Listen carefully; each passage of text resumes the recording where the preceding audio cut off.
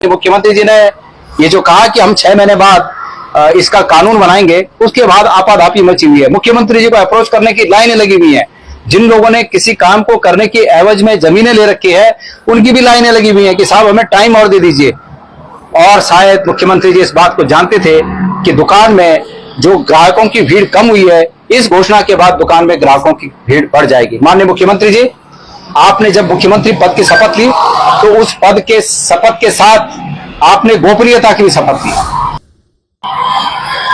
दो बातों पर चर्चा करूंगा और निश्चित रूप में दोनों बातों का कोई राजनीतिक महत्व ही है।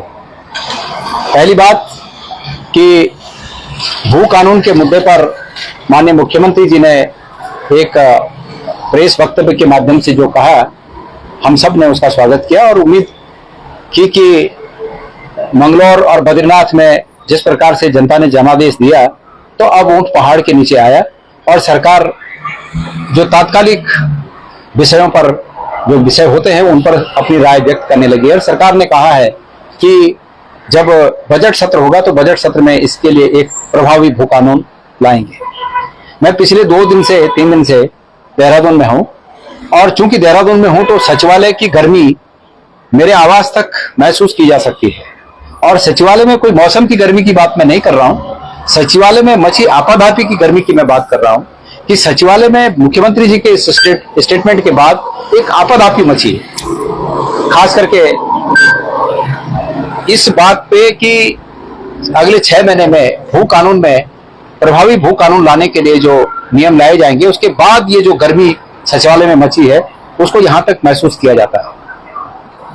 मैंने उस दिन कहा कि ये उचित है कि ठीक है, मुख्यमंत्री जी ने अब जाकर ये बात सुनी है और ये 6 महीने बाद लाएंगे, लेकिन सचिवालय की इस गर्मी के बाद तमाम पत्रकार भाइयों के साथ वार्ता करके, तमाम इस बात की, इस समस्या की परख रखने वाले लोगों के साथ वार्ता करने के बाद मुझे एक कहानी याद आ रही और वो कहानी ये है कि उत्तराखंड सरकार की प्रतिष्ठा, उत्तराखंड सरकार की निष्ठा, माननीय मुख्यमंत्री धामी जी की निष्ठा और उनके मंत्रिमंडल की निष्ठा, लोगों ने सवालों के घेरे में उसको कैद कर दिया, शंका के घेरे में कैद कर दिया। निष्ठा में लगातार गिरावट है।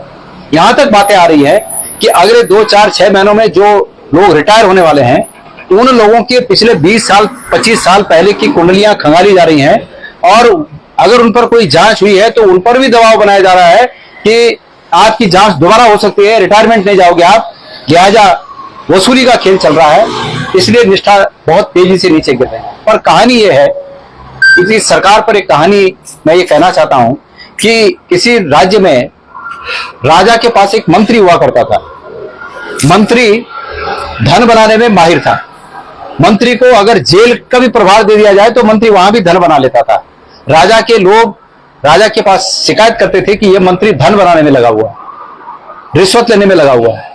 राजा ने उन मंत्री के ट्रांसफर अलग अलग विभागों में किए, पर हर जगह से ये रिपोर्ट आई कि ये मंत्री सिर्फ धन बना रहा है। चूंकि राजा का वो भेदी भी था, राजा के कई भेद उसके पास थे, इसलिए राजा उसको हटा भी नहीं पाता था। इसलिए राजा ने उसको ये कहा कि भाई मंत्री जी, तुम्हें मैं बहुत इंपॉर्टेंट काम दे रहा हूं। तो मंत्री जी ने कहा कि बताइए साहब, क्या काम दे रहे हैं मुझे। राजा ने कहा कि जहां हमारे देश की सीमा समाप्त होती है वहां समुद्र शुरू होता है और मुझे बहुत आवश्यक है कि एक वर्ष में कितनी लहरें उठती हैं उसको आपने गिनना है। मंत्री जी ने कहा कि बिल्कुल साहब, मैं जाता हूं। और मंत्री जी पूरे ताम झाम के साथ समुद्र के किनारे चले गए और लहरों को गिनने का काम उन्होंने शुरू कर दिया। जब लहरों को गिनने का काम शुरू कर दिया तो वो 10-20 किलोमीटर के दायरे में जितने जहाजों का आना जाना था, आदेश कर दिया कि कोई जहाज नहीं इधर से गुजरेगा, बंद कर दो सब जहाजों का आना जाना। जहाज वाले परेशान, सब जहाजों की कतारें लग गई कि कब आदेश खुलता है, कब हम आगे बढ़ते हैं। मंत्री खोले नहीं, बोले भाई लहरों को प्रभावित मत करो, क्योंकि राजा का आदेश है कि लहर गिननी है और लहरों को गिनने में कोई गिनती में गड़बड़ न हो जाए, इसलिए जहाजों को रोके रखो। जहाज वाले नतमस्तक हुए, साहब कुछ ले लो, रात को चुपके से हमें छोड़ दो। तो मंत्री जी ने वहां भी धन कमाना शुरू कर दिया। तो कुछ लोगों के पास ये महारत होती है कि समाज में अच्छा दिखाने के बाद भी धन कैसे कमाया जाए, ये महारत किसी के पास होती है और वही कहावत यहां पर चरितार्थ हो रही है। माननीय मुख्यमंत्री जी ने ये जो कहा कि हम 6 महीने बाद इसका कानून बनाएंगे, उसके बाद आपाधापी मची हुई है। मुख्यमंत्री जी को अप्रोच करने की लाइनें लगी हुई हैं। जिन लोगों ने किसी काम को करने की एवज में जमीनें ले रखी है, उनकी भी लाइनें लगी हुई हैं कि साहब हमें टाइम और दे दीजिए। और शायद मुख्यमंत्री जी इस बात को जानते थे कि दुकान में जो ग्राहकों की भीड़ कम हुई है, इस घोषणा के बाद दुकान में ग्राहकों की भीड़ बढ़ जाएगी। माननीय मुख्यमंत्री जी, आपने जब मुख्यमंत्री पद की शपथ ली तो उस पद के शपथ के साथ आपने गोपनीयता की भी शपथ ली। और गोपनीयता की शपथ इसलिए होती है कि किसी बात को समय से पहले कह देने से जो राज्य का नुकसान होता है, उस नुकसान से बचा जा सके। और चूंकि आपके पास इस बात को कहने का जरिया ऑर्डिनेंस भी हो सकता था कि आज के दिन से तत्काल प्रभाव से ये अध्यादेश जारी होता है, ये अध्यादेश प्रभावी होता है और इस आशय का विधेयक आगे आने वाले विधानसभा के विधानसभा में वित्त विधेयक आएगा, बजट सत्र आएगा, उस बजट सत्र में इस ऑर्डिनेंस को पास किया जाएगा और ये अध्यादेश आज से लागू होता है, आप कह सकते थे। और मैं आज भी आपसे उम्मीद करता हूं कि अगर आप वाकई इस विधेयक को लाना चाहते हैं, उत्तराखंड के हित में आप अपने विचार रखते हैं, आप उत्तराखंड के हितैषी हैं, तो आज रात से इस आशय का ऑर्डिनेंस लाइए कि आज के दिन तक जिन्होंने ये गड़बड़ियां की हैं उनकी जमीनें निहित की जाती हैं। ये लाइए आप आदेश। जिन्होंने ये जमीनें ली हैं और काम आज 2 साल में तय समय में पूरा नहीं किया, 2 या 3 साल जितना भी उनको समय दिया गया हो, उस समय में वो नहीं पूरा किया, उनकी जमीनें निहित की जाती हैं। आप इस आशय का आज ऑर्डिनेंस लाइए, तब मानेंगे कि आपकी नीयत साफ थी। अन्यथा आम चर्चा है सचिवालय में कि माननीय मुख्यमंत्री जी ने एक नया काउंटर कलेक्शन का खोल दिया है, ये चर्चा है। दूसरा जो मेरा मुद्दा है, मैंने सुना है कि माननीय मुख्यमंत्री जी आप अगस्त मुनि जा रहे हैं। केदारनाथ और रुद्रप्रयाग के मेरे तमाम साथियों, चमोली के मेरे तमाम वहां के व्यापारी भाइयों, मैं आपसे उम्मीद करता हूं कि आप मुख्यमंत्री जी को यह पूछें कि इस साल यात्रा में यह अव्यवस्था कैसे फैली।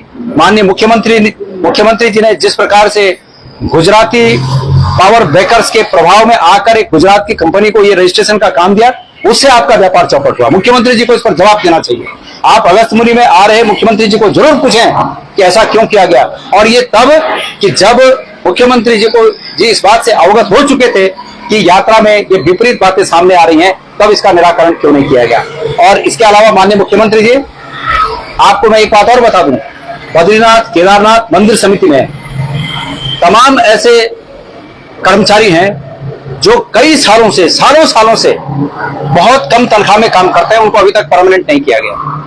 मैं बद्रीनाथ मंदिर समिति का अध्यक्ष रहा और बद्रीनाथ मंदिर समिति के अपने आप में ये सामर्थ्य नहीं है कि वो सबको परमानेंट कर सके, लेकिन मैंने उसके लिए एक नियम निकाला। वो परमानेंट इसलिए नहीं कर सकते कि पदों का सृजन का अधिकार शासन के अधीन है, लेकिन मैंने उसमें एक नियम बनाया था कि जिस व्यक्ति को 5 साल हो गए उसको एक परमानेंट के सापेक्ष इतना प्रतिशत, 10 साल वाले को इतना प्रतिशत, 15 साल से अधिक वाले को पूरा जो एक परमानेंट कर्मचारी को वेतन या भत्ते या सुविधाएं मिलती हैं, वो सुविधाएं देने से शासन नहीं रोक सकता। तो मैं आपसे ये मांग करता हूं कि मेरे समय में बने उस प्रस्ताव, जो कि बद्रीनाथ समिति का प्रस्ताव है, उस प्रस्ताव को आप स्ट्रिक्टली लागू कराएंगे और उन कर्मचारियों को इतने साल का जो उनका पेंडिंग है, जो अनैतिक रूप से आपके अध्यक्ष जी ने रोका हुआ है, मंदिर समिति के अध्यक्ष जी ने जो रोका हुआ है, उसको उन्हें दिलाएंगे। मैं आपसे ये मांग करता हूं और उन कर्मचारियों से भी ये अपेक्षा करता हूं कि मुख्यमंत्री जी सभी के हैं भाई, डरने की जरूरत नहीं है। वो मुख्यमंत्री हैं, वो मुख्यमंत्री आप ही ने बना रखे हैं, हमने बना रखे हैं, हमने मतलब जिन लोगों ने हमने सबने वोट दिए उन्होंने बना रखे हैं, तो डरने की जरूरत नहीं है। आप अपने प्रतिवेदन के साथ मुख्यमंत्री जी के पास जरूर पहुंचिए और अगर मुझे कहेंगे आप लोग कि मैंने आना है तो मैं भी आने को तैयार हूं, पर मेरे आने से अगर आपका हित होता है तो कोई बात नहीं, मुझे मत बुलाइएगा, लेकिन आप लोग मुख्यमंत्री जी के पास इस मांग को लेकर पहुंचिए।